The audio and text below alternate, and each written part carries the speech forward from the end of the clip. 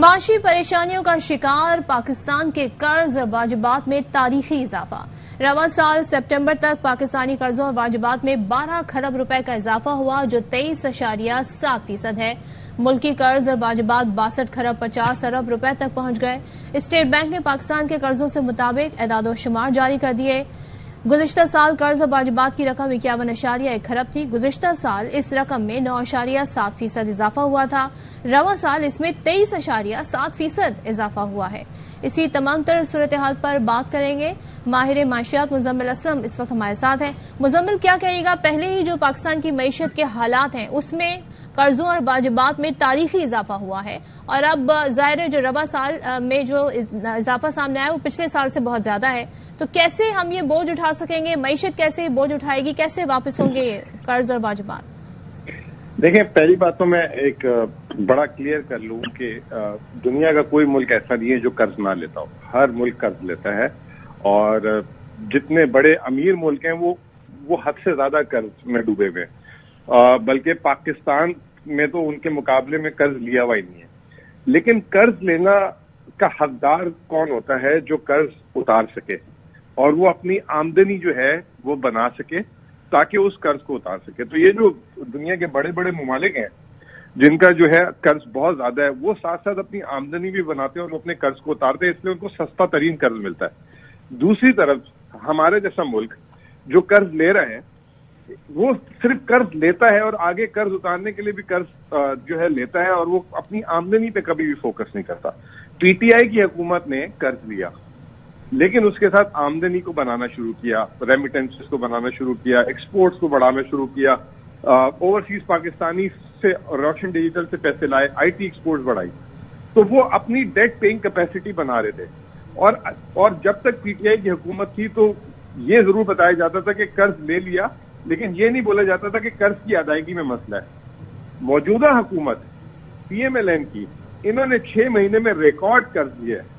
6 مہینے میں تقریباً 3,500 ارب جو یومیہ جو ہے، اور 6,500 ارب قرض لیے جو یومیہ جو ہے 35 ارب روپے روزانہ کا بنتا ہے۔ اور اس کے برعکس ہماری ترسیلات گر گئی، ہماری برآمدات گر گئی، ہماری معیشت 0% پہ آ گئی، تو یہ قرض اتاریں گے کیسے؟ اب وہ سوال جو ہے ہمارے گلے کے جسے کہتے ہیں ہار بنتا جا رہا ہے اور گلے میں ہڈی کی طرف پھنس گیا کہ جس کی وجہ سے اب ہمیں جو لوگ قرض دے رہے تھے وہ چوکندہ ہو گئے اور باہر سے ہمیں قرض نہیں آ رہا۔ ٹھیک ہے، تو یہ اب ساری صورتحال ہے، معاشی طور پہ ہم دیکھ رہے ہیں استحکام نہیں ہے جس کے دعوے کیے جا رہے تھے، پولیٹیکل انسٹیبلٹی ہے، اور دوسرے ڈالر بڑھتا جا رہا ہے، ڈالر کہیں آ کر ایک جگہ آ کر اسٹیبل نہیں ہو رہا، اندرونی بیرونی قرض بڑھ رہے ہیں، بجٹ خسارہ بھی بڑھ رہا ہے، تو کیا خدا نخواستہ مزمل ہم ڈیفالٹ کی طرف تو نہیں بڑھ رہے ہیں؟ دیکھیں، بات یہ کہ اس وقت ڈیفالٹ کو اگر آپ نے منہ سے بولنا ڈیفالٹ آسان ہوتا ہے، آپ اس کو دیکھیں کہ اشاریے کیا بتا رہے ہیں۔ تو ڈیفالٹ کے انڈیکیٹر ہوتے ہیں۔ ایک عالمی مارکیٹ میں جو ہے ایک پاکستان کے بانڈ کو بیچ کرنے کے لیے جو اس کا ہوتا ہے سی ڈی ایس کہتے ہیں، کریڈٹ ڈیفالٹ سواپ، وہ جو ہے اگر 10% سے نیچے رہے تو اس کا مطلب یہ کہ وہ بھی اچھا نہیں ہے، لیکن اگر وہ 5% سے نیچے رہے تو آپ پاکستان جیسے ملک کے لیے ایکسیپٹیبل ہے۔ جب پی ٹی آئی حکومت ختم ہوئی تھی تو وہ 5% تھا، آج وہ بڑھ کے 75% ہو گیا۔ اب وہ تو یہ بتا رہا ہے کہ ہم بہت برے طریقے سے پھنس گئے ہیں اور ہمارا ڈیفالٹ جو ہے اراؤنڈ دا کارنر ہے۔ اب اسحاق ڈار اور پی ڈی ایم کی حکومت کیا کرتی ہے اس چیز کو کم کرنے کے لیے، اس رسک کو کم کرنے کے لیے؟ ابھی تک صرف باتیں سامنے آئی ہیں، کوئی عملاً چیز سامنے نہیں آئی۔ اور یہ پی ٹی آئی نے عملاً جو ہے 2018-19 میں جب آئے تھے تو اس سے زیادہ خراب صورتحال تھی، جس کو مینج کر کے 3.5 پونے 4 سال، آخری کے 2 سال 20 سال کی سب سے بہترین معیشت پاکستان کی بنا کے دکھایا تھا۔ کوئی چیز مشکل نہیں ہے لیکن اس کے لیے طریقہ کار ہوتا ہے۔ ابھی تک یہ حکومت اس میں بری طرح ناکام رہی ہے۔ ٹھیک ہے، اس وقت ہمارے ساتھ خرم شہزاد ماہر معاشیات ہیں، ان سے بھی اسی حوالے سے ان کی رائے جاننے کی کوشش کریں گے۔ خرم شہزاد صاحب، کیا کہیے گا کہ ملکی قرضے اور واجبات بڑھ گئے ہیں، ان میں اضافہ ہو گیا ہے اور تاریخی ایک اضافہ ہوا ہے جو ہم اس وقت دیکھ رہے ہیں، اور خاص طور پہ جو اس وقت ہماری معیشت جس حالت میں ہے اس کو دیکھتے ہوئے، ڈالر کو دیکھتے ہوئے، بجٹ خسارے کو دیکھتے ہوئے، آپ کیا سمجھتے ہیں کس سمت میں جا رہی معیشت؟ جی السلام علیکم۔ دیکھیں جی، بات یہ ہے کہ قرضوں میں اضافہ ہوتا آیا ہے اور بہت جو ہے وہ ورنگلی ہوتا ہے. بہت زیادہ ایشو یہی ہے کہ ہم نے قرضے بہت زیادہ لیے ہیں, ان کا استعمال ٹھیک نہیں کیا ہے, اور جس کی وجہ سے ہماری اکانومی پہ جو قرض کا دباؤ ہے بہت بڑھ گیا ہے, اور اس کو ری پے کرنے کی جو کیپیسٹی ہوتی ہے وہ کسی بھی گورنمنٹ نے پرائیورٹی کے ساتھ جو ہے وہ پلان نہیں کی. تو یہی ہوتا ہے جب بھی اکانومیز پہ قرضہ بہت زیادہ چڑھ جاتا ہے تو اس کا جو فیوچر ہے وہ کمپرومائز ہو جاتا ہے. تو یہ ہمیں اس وقت دو چیزوں پہ بہت زیادہ دھیان دینا ہے.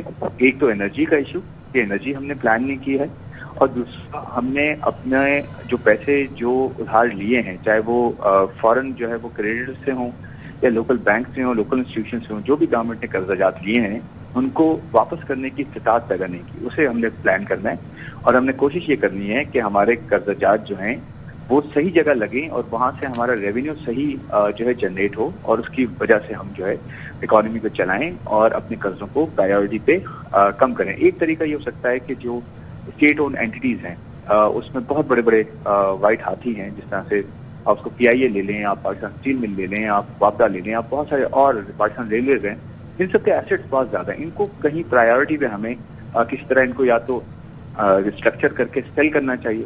سیل ان دا سینس کہ ہمیں انویسٹر کو یہ بتانا چاہیے کہ آپ اسے آئیں, چلائیں اور اپنا بھی فائدہ کریں, ہم بھی جو ہے فائدہ دیں, اور ہم اس کا برڈن جو ہے 1 کھرب روپے کا برڈن ہوتا ہے ہر سال کا, اسے کم کریں. اس سے بہت حد تک ہمارے قرضہ جات لینے کی جو ہے وہ جو نیڈ ہے وہ کم ہو جائے گی. اور ایک یہ بھی ہو سکتا ہے کہ ان کے اتنے اچھے ایسٹس ہیں, ریئل اسٹیٹ تک اتنی بڑی بڑی ہیں, جن کو ہم ایک اچھی پرائز پہ بیچ کے, ایک ریزنیبل پرائز پہ بیچ کے ہم جو اپنے قرضوں کی ادائیگیاں کر سکتے ہیں. تو بہت سارے سولوشنز ہیں, بٹ پرائیورٹی دینے کی ضرورت ہے کہ کیا ہم انرجی اور فزیکل ایشوز کو پرائیورٹی پہ ہینڈل کرتے جا رہے ہیں نہیں جا رہے, یہ اس کی بہت زیادہ ضرورت ہے. تو آپ نے کہا کہ بہت سارے سولوشنز ہیں, تو آپ یہ بھی ذرا بتا دیے گا کہ یہ جیسے کہ اس وقت مزمل بھی ہمارے ساتھ گفتگو کر رہے تھے کہ اشاریے جو ہیں انڈیکیٹرز دیکھنے ہوتے ہیں کہ کہیں ہم خدا نخواستہ ڈیفالٹ کی طرف تو نہیں جا رہے, اس نہج پہ تو نہیں پہنچ گئے, اور اس صورتحال کے لیے پھر حل کیا ہے؟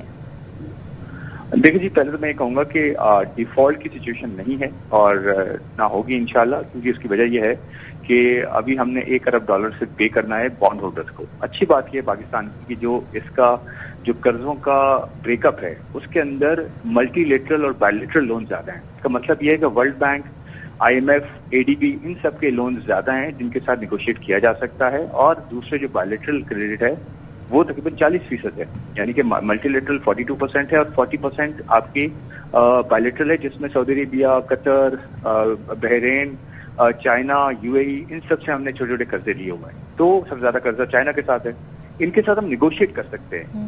لیکن جو بانڈ ہولڈرز ہیں, کمرشل بورنگ جو ہوتی ہے وہ ہماری صرف 7% ہے. تو ہمارا ڈیفالٹ کرنے کا چانس بالکل نہیں ہے, بہت کم ہے. یہ جو میں آپ کو بتاؤں جس انڈیکیٹر کی ہم بات کر رہے ہیں اسے کہتے ہیں کریڈٹ ڈیفالٹ سویپ. دیکھیے پرسپشن جو ہے نا وہ بڑی امپورٹنٹ ہے کنٹری کی. پرسپشن اس وقت خراب ہے ڈیفینیٹلی, کیونکہ پولیٹیکل ایشوز ہیں, میکرو اکنامک چیلنجز پہلے سے تھے معیشت کے, لیکن اب دنیا بھر میں ریسیشن آ گیا ہے تو ہمارے پاس اور چیلنجز بڑھ گئے. بالکل پرابلمز ہیں, بٹ ڈیفالٹ کی سچویشن نہیں ہے, کیونکہ ہمیں صرف $1 بلین پے کرنا ہے. آلدو ہمارے پاس فوریکس ریزروز کم ہیں, لیکن ڈیفالٹ ہم نہیں کریں گے, کیونکہ ہماری پیمنٹ جو ہیں وہ جس تاریخ کو طے ہیں وہ ہم کرنے جا رہے ہیں. اور پچھلے میرے خیال میں 2 ہفتے میں تقریباً $900 ملین کی پیمنٹ آلریڈی اسٹیٹ بینک نے کی بھی ہے. تو ڈیفالٹ لائک سچویشن نہیں ہے, بٹ ہاں چیلنجنگ سچویشن ضرور ہے جسے ہمیں نمٹنا ہے. اور میں یہ کہوں گا IMF کے ساتھ ری نیگوشیٹ کرنا چاہیے پروگرام, تاکہ جو کنڈیشنز ہیں اس کی وہ کم ہو, کیونکہ ہم فلڈ کا بھی سامنا کر رہے ہیں. تو اگر ہم سے ری نیگوشیٹ کرتے ہیں پلان کو, کنڈیشنز کو کم کرواتے ہیں, تھوڑا سا روم لیتے ہیں, اور میرے خیال میں IMF بھی انڈرسٹینڈ کرے گا اور کرنا چاہیے کہ ہماری اکانومی کو $30 ارب کا نقصان ہوا ہے فلڈ کی وجہ سے, اور دنیا بھر میں ریسیشن ہے. تو کوئی بھی اکانومی ٹیکسز لگا کے ایڈیشنل برڈن ڈال کے کنزیومرز پہ اور عوام پہ کبھی بھی اس کو جو ہے وہ بہتر نہیں چل سکتی. یہ سب چیزیں پرائیورٹی پہ ہونی چاہیے, اور آؤٹ آف دا وے جا کے کام کرنا ہے. اس سے ہم بالکل ڈھیل نہ دیں. اگر ہم دیں گے تو پھر پرابلمس ہو سکتی ہیں, ادروائز چیزیں بہت زیادہ بہتر کی جا سکتی ہیں یا ایٹ لیسٹ اسٹیبلائز کی جا سکتی ہیں. ٹھیک ہے مزمل, آپ کیسے دیکھتے ہیں اس وقت صورتحال کو؟ جیسے کہ بتایا بھی گیا ہے کہ پاکستانی قرضوں واجبات میں 12 کھرب روپے کا اضافہ ہو, جو کہ 23.7% ہے. تو کس طریقے سے کیا حل نکالا جائے کہ کچھ بہتری ہو سکے؟ نہیں, سب سے پہلے تو آپ کریڈٹ ڈیفالٹ سواپ کے علاوہ آپ کریڈٹ ریٹنگز بھی دیکھ لیں. عالمی کریڈٹ ریٹنگز جو ہوتی ہے وہ آپ کا قرضہ جو آپ لیتے ہیں اس کی بیسس پہ دی جاتی ہے, تو اس پہ بھی جو ہے آپ کو کریڈٹ ریٹنگ ڈاؤن گریڈ ہوا ہے, آؤٹ لک بھی نیگیٹو ہوا ہے. تو وہاں پہ بھی صورتحال بہتر نہیں ہے. اب یہ جو بات قرضے کی ہے وہ دیکھیں ابھی تو فی الحال امیڈیٹ جو ابھی میں خورم کی بھی بات سن رہا تھا اور جو مجھے بھی بات یہ سمجھ آ رہی ہے, دیکھیں ہمارے پاس پیسے ہیں ہی نہیں دینے کے لیے. Let's be very honest. آپ جو بات کر رہے ہیں, خورم نے بات کی کہ 80% ہمارا بائی لیٹرل اور ملٹی لیٹرل لون ہے, جو 30% ہے وہی تو پرابلم ہے اصل. اس کی ادائیگی ہی تو اصل پرابلم ہے. جو $13 ارب کہ ڈاکٹر حفیظ پاشا بھی 1-2 دن سے پروگرام سے بول رہے ہیں ٹی وی کے کہ جو ہماری کمرشل بورونگ ہے وہ رینیو نہیں ہو پا رہی. اس $13 ارب کو آپ کیسے پے کریں گے؟ چائنا چلے رول اوور کر دے گا, سعودی عرب رول اوور کر دے گا, آپ کے جو ہے ورلڈ بینک IMF بھی جو ہے مجبوری کے تحت کر دیں گے. لیکن جس $13 ارب کی اضافی رقم کہاں سے آئے گی, یہ ایک سوال ہے. تو میرے نزدیک اس وقت امیڈیٹ تو ہمارے پاس ریزرو نہیں ہے. آج شام کو نئے ریزرو کے نمبر بھی آئیں گے. لیٹس ہوپ کہ وہ $8 ارب پہ رہیں کم از کم. اوپر ہو تو بہت اچھی بات ہے. آج شام کو وہ بھی آئیں گے. میرا اپنا خیال ہے, جو میری دانش کہتی ہے کہ بغیر اب ری اسٹرکچرنگ کے جو ہم نے 1998-99 میں کی تھی اس کے بغیر حل نہیں ہے, کیونکہ بہت بڑا گیپ ہے پیمنٹ کا اور وہ نظر آ رہا ہے. اور IMF جس طریقے سے پیچھے ہٹ گیا ہے, اور IMF نے آنا تھا 26 اکتوبر کو نہیں آیا. اب کہہ رہے ہیں کہ مہینے کے آخر میں بھی جو ہے 50% چانس ہے, کیونکہ وہ ڈیمانڈ کر رہے ہیں منی بجٹ اور بہت ساری چیزوں کی جو حکومت جان بوجھ کے ابھی تک نہیں کر رہی, کیونکہ ایک لانگ مارچ بھی ہے اور ویسے ہی اسحاق ڈار ایک الگ جسے کہتے ہیں کہ پیکیجنگ کے ساتھ لائے تھے کہ وہ ریلیف دیں گے. تو کل بھی جو ہے ایک سوال اٹھا ہے, آئل کمپنیز نے لیٹر لکھا ہے باقاعدہ کہ یہ جو تیل کی قیمتیں ہیں انہوں نے اس میں ان کے پروفٹ اور دوسری چیزوں کو کم کر کے اسحاق ڈار نے قیمت کنٹرول کی ہے, جس کی وجہ سے پرابلمز ہو سکتی ہیں ان کمپنیز کے لیے بھی. تو اب یہ فیصلہ کرنے کا وقت ہے, یا فیصلہ کر لیں یا جو ہے پھر چھٹی کر لیں. اگر یہ نہیں فیصلہ کریں گے تو یہ اس سے اور جسے کہتے ہیں زیادہ ہمارا بحران جو ہے شدید ہوتا جائے گا. صحیح, ٹھیک ہے. مزمل گفتگو کر رہے تھے, خرم شہزاد ہمارے ساتھ تھے. آپ دونوں کا بہت شکریہ.